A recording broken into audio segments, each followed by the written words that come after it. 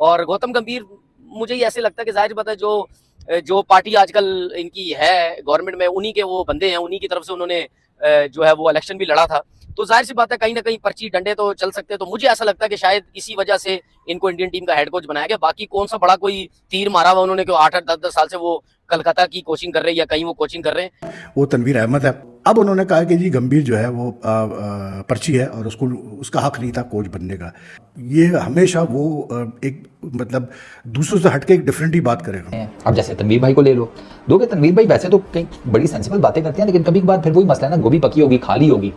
अब वो ये कहती हैं कि गौतम गंभीर ये पर्ची है।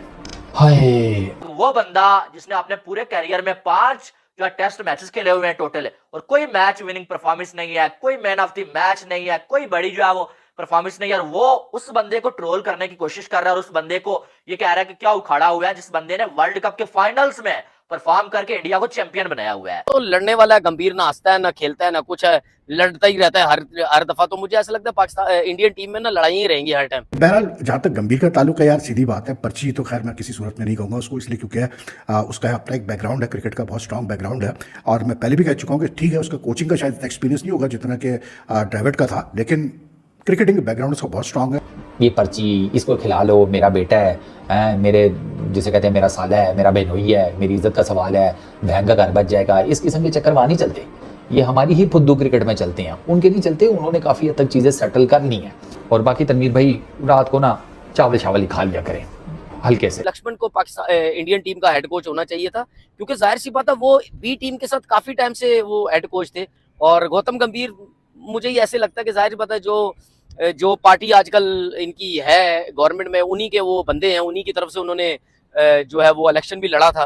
तो जाहिर सी बात है कहीं ना कहीं पर्ची डंडे तो चल सकते हैं। तो मुझे ऐसा लगता है कि शायद इसी वजह से इनको इंडियन टीम का हेड कोच बनाया गया। बाकी कौन सा बड़ा कोई तीर मारा हुआ उन्होंने, 8-8 10-10 साल से वो कलकत्ता की कोचिंग कर रहे हैं या कहीं वो कोचिंग कर रहे हैं। मेरे हिसाब से बहुत बड़ी नाइंसाफी हुई है वीवी लक्ष्मण के साथ, क्योंकि वीवी लक्ष्मण जैसा प्लेयर उसमें और गौतम गंभीर में जमीन आसमान का फर्क है। वो टेक्निकली अच्छा player, performances wise natural talent, क्या प्लेयर, एटीट्यूड भी जबरदस्त, बंदा भी जबरदस्त, मतलब कूल इंसान, सबको लेके चलने वाला। वो लड़ने वाला है गंभीर, ना हंसता है ना खेलता है ना कुछ है, लड़ता ही रहता है हर दफा। तो मुझे ऐसा लगता है पाकिस्तान इंडियन टीम में ना लड़ाई ही रहेंगी हर टाइम। तो पता चला कि जी गौतम गंभीर जो है मतलब ये जो पर्ची का वर्ड है ना, ये बहुत इस्तेमाल होता है पाकिस्तान क्रिकेट में, तो इंडियन क्रिकेट में शायद इतना नहीं होता कि। तो आज मुझे पता चला जी गौतम गंभीर भी जो है, कोच भी जो अपॉइंट होते हैं ना, वो भी पर्ची पे अपॉइंट होते हैं। प्लेयर्स का तो सुना था कि वो पर्ची पे अपॉइंट होते हैं, लेकिन कोच भी जो है वो पर्ची पे अपॉइंट होते हैं। और उसकी वजह यह है, बकौल हमारे एक फॉर्मर टेस्ट क्रिकेटर के कैसे बोलते हैं अपना वीवीएस लक्ष्मण को जो है कोच होना चाहिए था ड्राविड के बाद, इसलिए क्योंकि वो एनसीए में काम करते रहे वगैरह करके। तो अब जिस फॉर्मर क्रिकेटर की मैं बात कर रहा हूँ वो तनवीर अहमद है। अब उन्होंने कहा कि जी गंभीर जो है वो पर्ची है और उसको उसका हक नहीं था कोच बनने का। ये हमेशा वो एक मतलब दूसरों से हटके एक डिफरेंट ही बात करेगा। I think it's more for the views, it's more for the fact that he knows कि वो जितनी कॉन्ट्रोवर्शियल बात करेगा उतना ज़्यादा वो, आजकल तो आपको पता है सोशल मीडिया का ज़माना है, तो यही बिकता है भाई, जितनी आप ज़्यादा मसालेदार बात करें तो वही बिकती है। और आई थिंक गंभीर और टेंगू का पहले भी आमना सामना भी हुआ था किसी चैनल पे, तो उसमें भी बड़ा गर्मा गर्मी हुई थी, ओवर कोहली के ऊपर कुछ कह दिया था अपना कैसे बोलते टैंगो ने। बहरहाल जहाँ तक गंभीर का ताल्लुक है यार, सीधी बात है, पर्ची तो खैर मैं किसी सूरत में नहीं कहूँगा उसको, इसलिए क्योंकि उसका अपना एक बैकग्राउंड है, क्रिकेट का बहुत स्ट्रॉन्ग बैकग्राउंड है।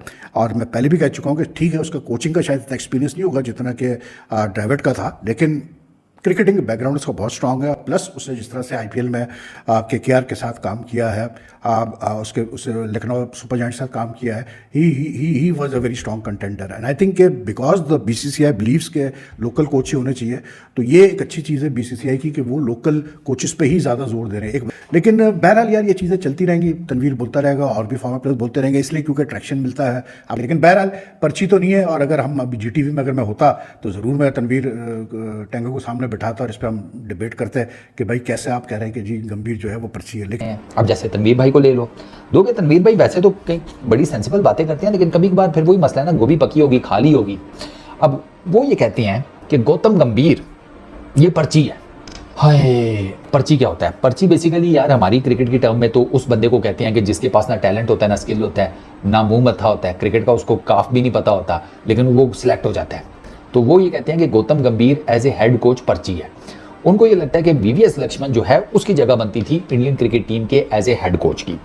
अब मैं तनवीर भाई को ना सैर कराता हूँ थोड़ी सी पीछे की। यार तनवीर भाई, अगर आपको याद हो, वीवीएस लक्ष्मण, इसमें कोई शक नहीं है कि वो एनसीए के हेड हैं। जब राहुल द्रविड़ और उनकी जो टीम थी वो जब रेस्ट किया करती थी तो VVS Laxman he as a interim head coach बनते थे टीम इंडिया के लिए। वीवीएस लक्ष्मण से दो खबरें हैं। एक तो ये कि वो खुद ही कुछ ज़्यादा इंटरेस्टेड नहीं थे हेड कोच की पोजीशन लेने के लिए, हेड कोच का रोल लेने के लिए। दूसरा खबर एक ये भी है कि उनका भी इंटरव्यू किया गया था, लेकिन उनका इंटरव्यू शायद इतना ज़्यादा इंप्रेसिव नहीं होगा जितना गौतम गंभीर का हुआ। क्योंकि मैं आपको ये बताऊं कि गौतम गंभीर को परसू किया गया था।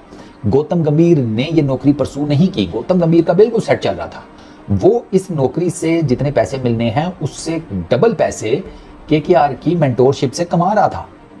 उसका भाई सेटल चल रहा था। वो आया मेंटोरशिप में केकेआर की, उससे पहले वो लखनऊ सुपर जायंट्स के साथ मेंटोरशिप कर रहा था उनकी।